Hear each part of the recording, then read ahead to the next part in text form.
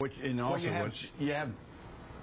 I was just going to say you have James Baker, Mike Barnacle coming out, a guy from Texas who's been a hunter his whole life, Joe Manchin, Colin Powell, Stanley McChrystal. Yeah. Ronald Reagan came out in favor of an assault weapons ban. In fact, a lot of people say that Reagan made the deciding push. I mean, Reagan was the one that made the big difference by calling Republican members and writing Republican members that were on the fence and convinced them to do it. Yeah, at some point, the survivalist wing of the NRA is going to collapse simply because their only argument for having assault weapons is, at the end of the day, it's either fun because they like shooting at targets with these big guns, or two, because they want to have a weapon to shoot American troops when they believe they're going to come to their door. It's a ridiculous argument. It's illogical, and it has at the end of the day no weight with Middle America or with the Supreme Court. It's also important, Joe, I think, and John, you just alluded to it, talking about Jim Baker. The Jim Bakers, the Senator Manchins of this world, they have to be matched up against people like Wayne LaPierre, and the question has to be asked among the base of the National Rifle Association.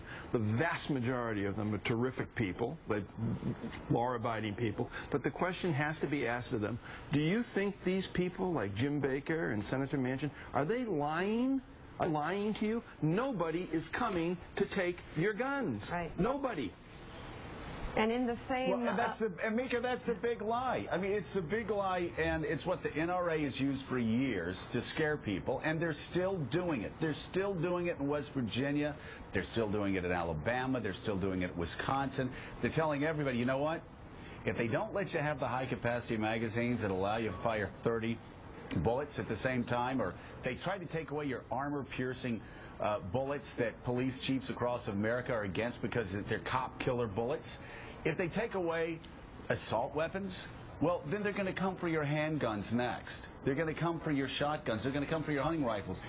I can say, without a doubt, that is a lie.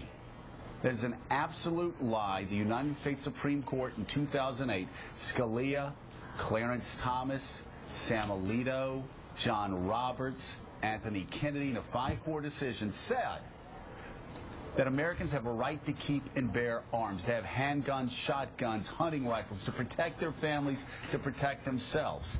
You know what the greatest danger to that Second Amendment right and that guarantee is right now?